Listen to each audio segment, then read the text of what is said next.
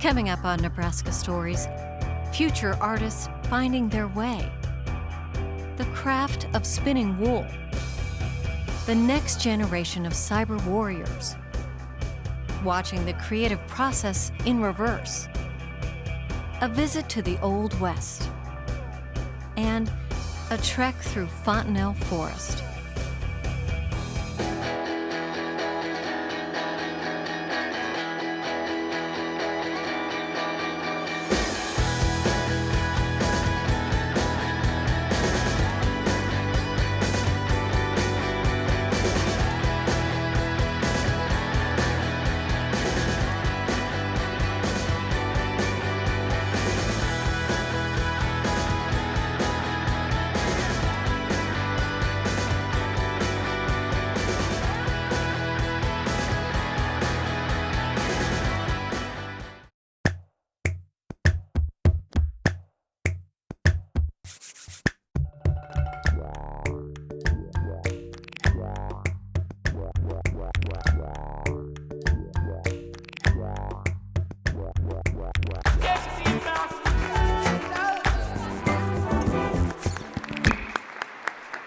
Welcome to the 2015 Nebraska Arts Awards.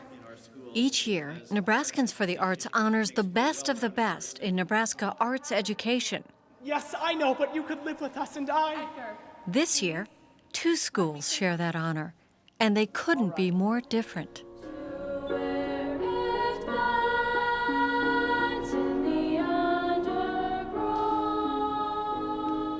Lincoln High School is a very large urban school, and with that comes many challenges. On the other hand, we have this little tiny school nestled in the sandhills of Nebraska with a beautiful theater and a beautiful fine arts program. So there was this sense of differentness between the large and the small, the east and the west, but still desiring the same artistic experiences so their kids can be whole people and understand the world better. With parents and teachers on hand, the beauty of the Capitol Rotunda became the perfect setting for a series of short performances by some of the state's most talented students.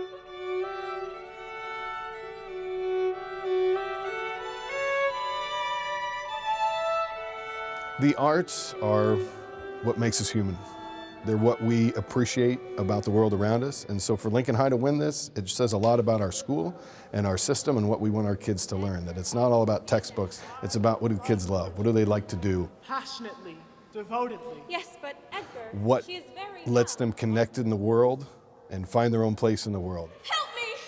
Help me! Virginia! I've been involved with theater since I was very young, but I think at Lincoln High specifically, I've really learned to become who I want to be through the arts.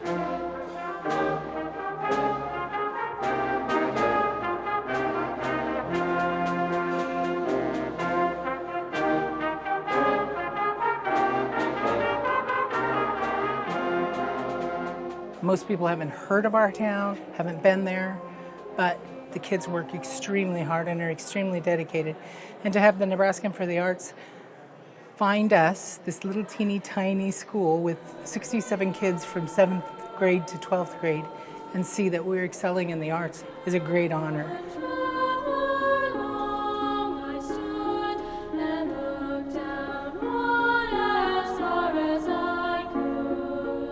I'm in art class, I'm in speech, one acts, and band. I love the music we play in band.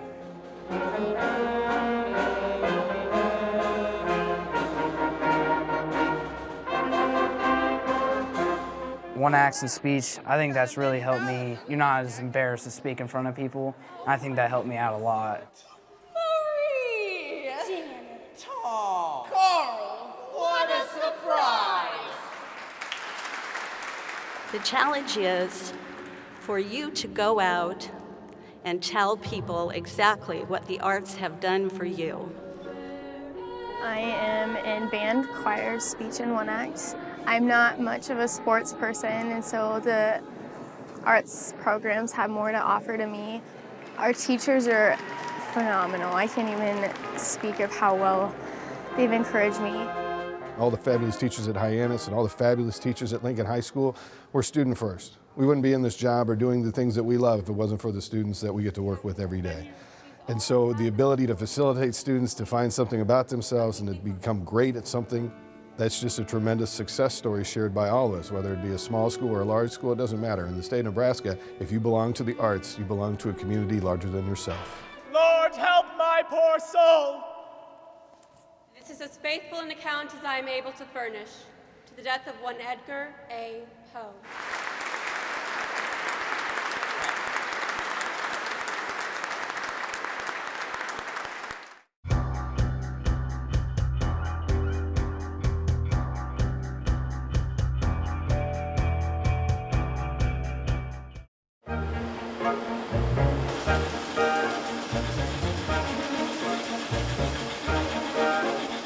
I had wanted to be part of the mill from the beginning because I've always had a passion for fiber.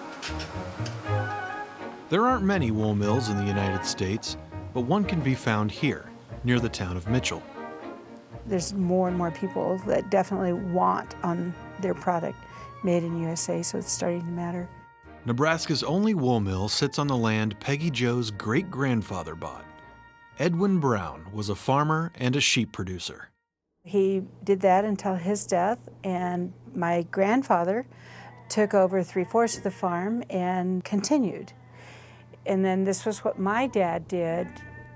Harlan Brown raised sheep until the late 70s. When the local processing plant closed, Peggy's dad decided to try something new. He took a gamble in 1980 and started this mill. The first sale Harlan Brown made was from the trunk of his car. His best customers were the Navajo. They still are today. Then one day in 1999, Peggy's dad told her he could use her help. The interest was always there, but I always knew that the timing had to be right. It was a good move for us. It was a big move because I was going from a science background to a business background, and it took some time to adjust. I'm not sure I'd want to do that first 5 years over again, but it's okay.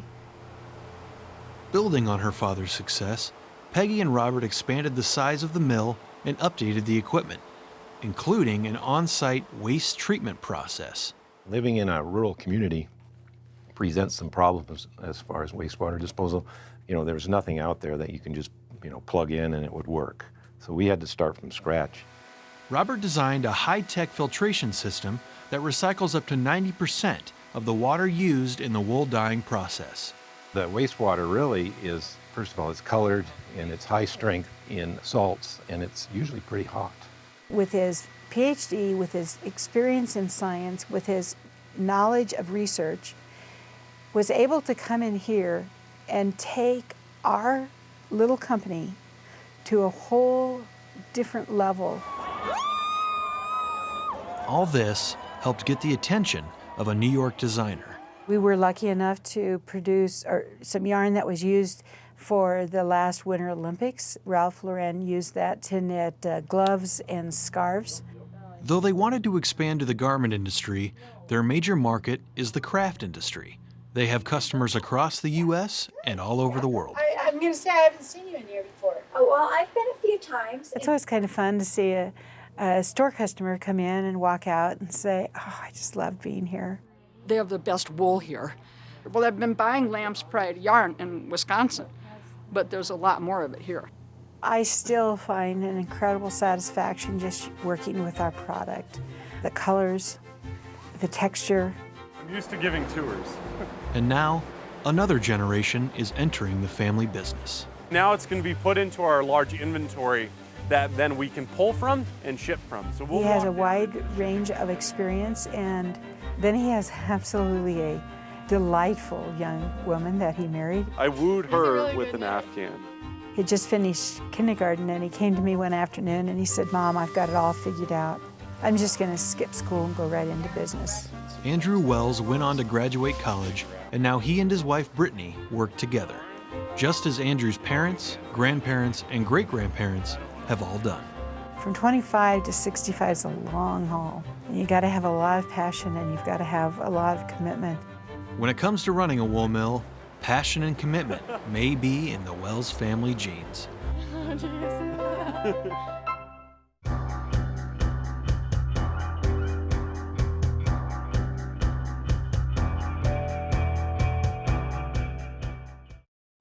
You guys earn points over there?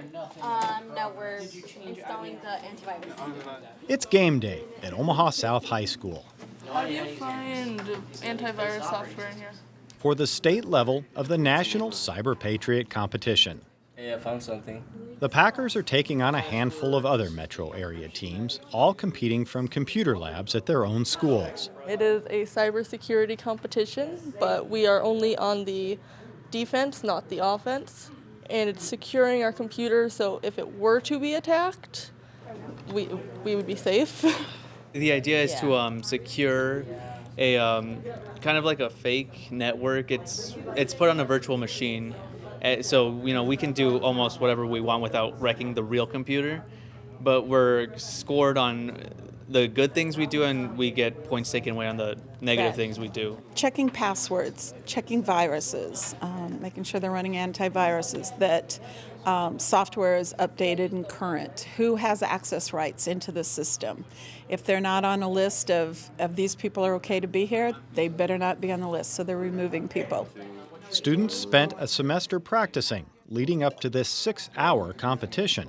We're new at that this year. Matter of fact, my Cyber Patriot is part of, I'm interjecting it into my information security class. They are learning this as part of our course, is learning networking, how hackers work to hack systems, and what can we do to try to prevent that. It's like a thrill of just learning new things. I love to learn new things. I love dealing with computers, finding out new things of how to fix stuff, how to keep your system safe and everything.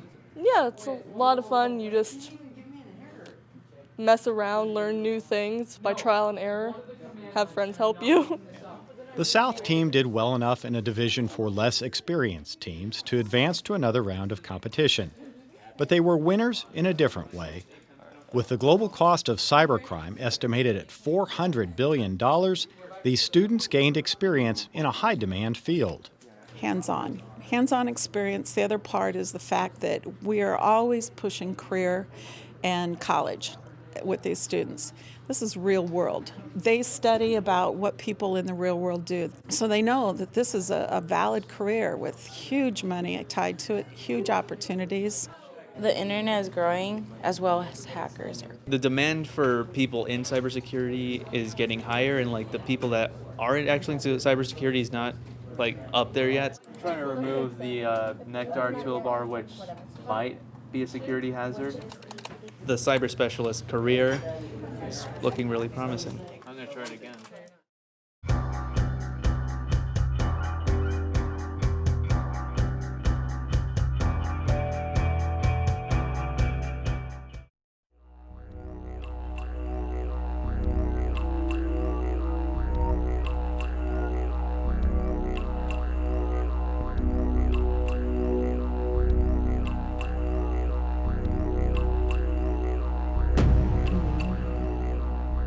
I ask the audience to do what I do when I look at something complex, is to reverse that point of view and start taking it apart, to dissect it and to reduce it to its elements. It's within that process of seeing that they question how it became.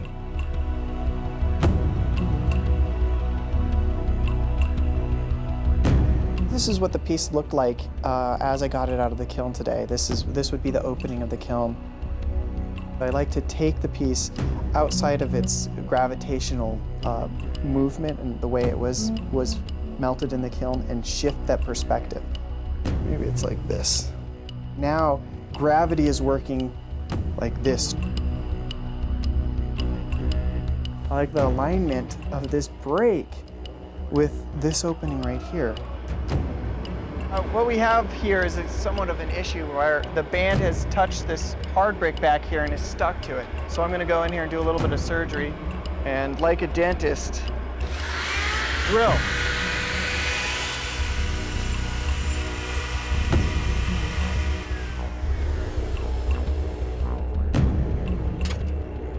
Oh, I think I heard it. There we go. All right. Well, it did stick to it a little bit, but that's okay. That's just how you have to deal with it. And I have to go into that experience with an open mind that this is how it's supposed to be. So I have to suspend expectation and then approach the work with a kind of a fresh perspective and saying, now, this is what I have to work with. Once again, this is it.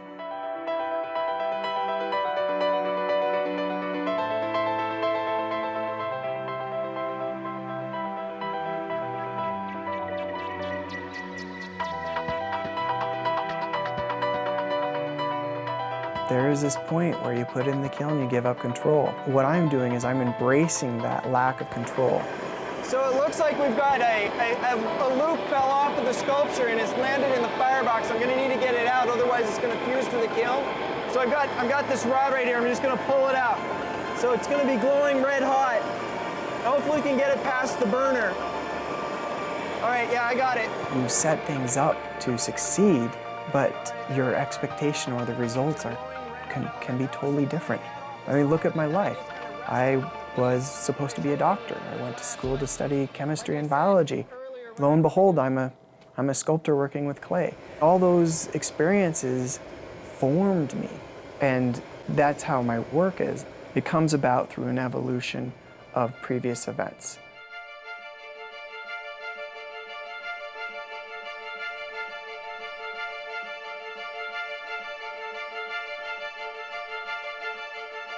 All these preceding moments and decisions that I have made manifest this object. So many variables that determine how the piece is going to look.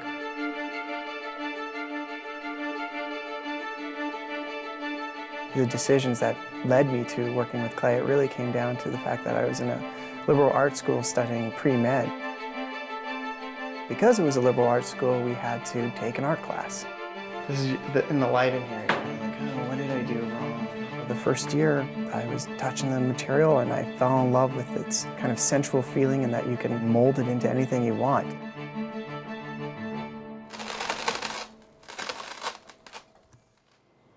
Now we got to put it on the cart. And I'm interested in how clay can be so responsive in that it can adapt to any far-fetched idea I may have. At this point, I look around and start imagining how things are going to bend. And this is going to bend, and this may actually fall off into the firebox, which will be interesting, but if it doesn't, it could have a really beautiful looseness to it. This piece right here is going to completely collapse. See, this is 28 here, so we're about there. I don't want to go too much higher just to give myself a little bit of freedom to move the piece into the kiln.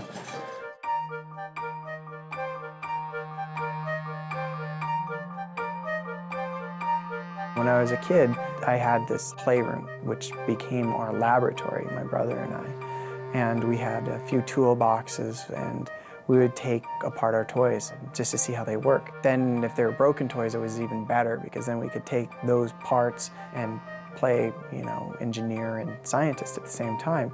And I think that that way of thinking has always been with me. I enjoyed understanding complex systems by reducing the systems into understandable parts. Then you can take those findings to understand the whole. And the more we do that, the more we understand our world.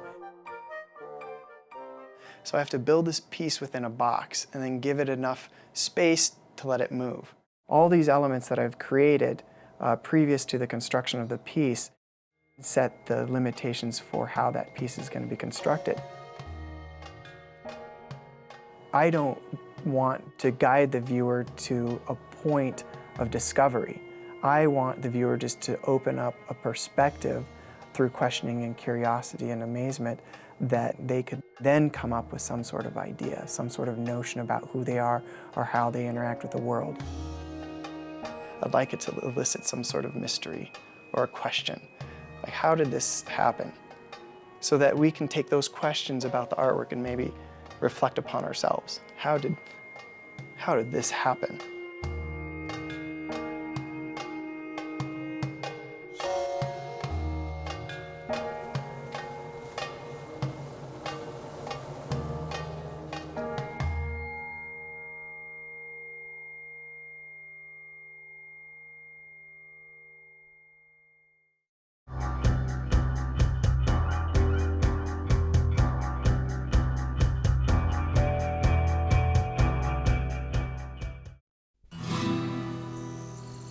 I had it in the back of my mind for years, but I never said anything to anyone.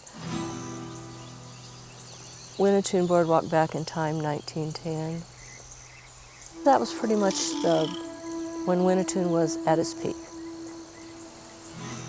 I love history, and I belong in 1910.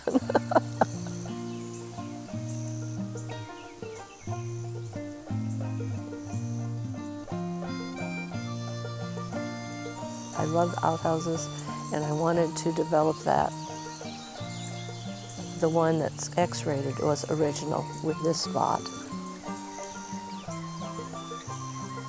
The trading post, some people we'd done some refinishing for said, we've got a building, we're going to torch it. And I said, oh no you're not, I know what that building is. So they gave it to me. The depot was the last building we moved in. Creighton was getting rid of their depot, and we inquired if we could have a piece of it to put up here. So we took the front of the office area. 95, I think it got on the National Register. It belongs to the town, but I got their permission to fill out the papers and take care of it. And then that was a real plus. Again, it's a nice little building, and it's part of Winneton's history. And mainly it would just be hobos or bums that were in there, once in a while a drunk. I doubt they even had 10 prisoners over the whole time.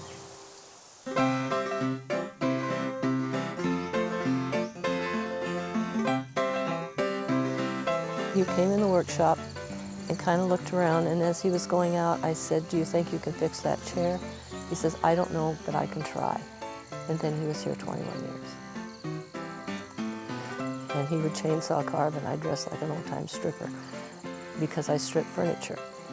And the first bus tours we gave, they advertised us as the cowboy and the stripper.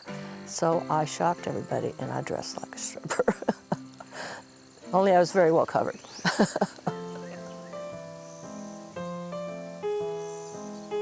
Some just happened upon it. They can't believe they found something out in the middle of nowhere. Years ago, a guy came through. He was a photographer from New York, and he was just looking for something to take pictures of. He came through here, and he says, whoa! He spent the whole day, and he's been back twice since.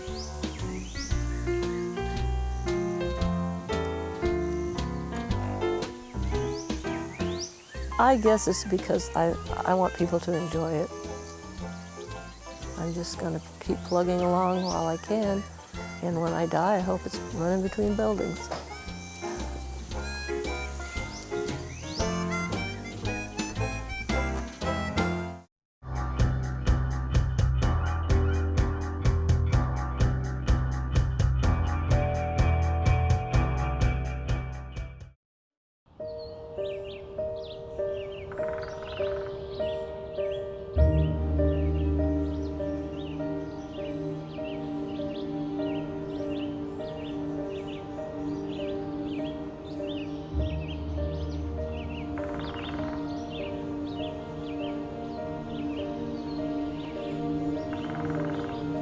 A special place to me is something that renews you in some way spiritually. There's something spiritual about this place. I came here, it was late afternoon or early evening in the early 1960s. I walked into this simply remarkable place, a forest. The sun was going down. There were long shadows. It was quiet. Never even occurred to me that a place like this could be present here in Bellevue, Nebraska. What a wonderful place.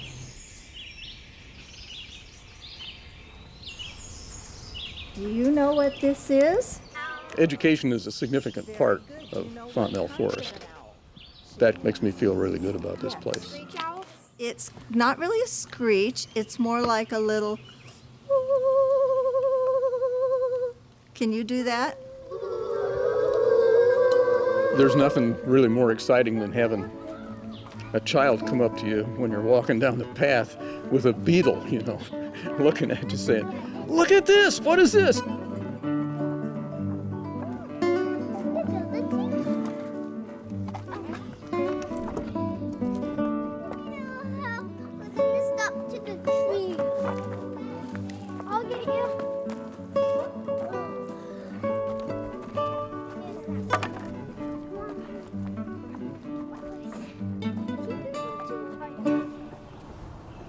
I think of discovery. That's how one needs to approach a place like this, sort of with an open mind and with the idea that, well, I'm going to take whatever comes my way this day. Nature's in control here. We accept each and every organism, whatever it is, on its own terms.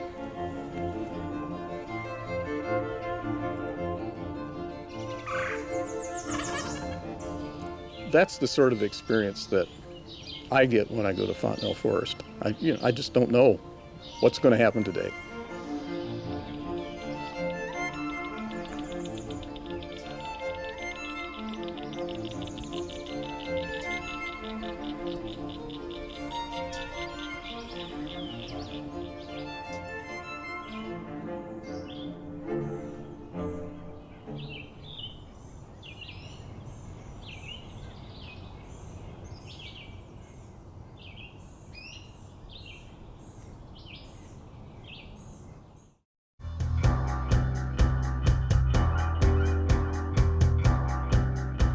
Watch our stories online at netnebraska.org/Nebraska Stories and go to Facebook to like us and leave a comment.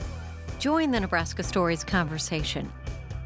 Nebraska Stories is funded by the Margaret and Martha Thomas Foundation, the Nebraska Office of Highway Safety, and Humanities Nebraska. Sustained funding for arts coverage on Nebraska Stories is provided by the H. Lee and Carol Gendler Charitable Fund, the Nebraska Arts Council, and Nebraska Cultural Endowment.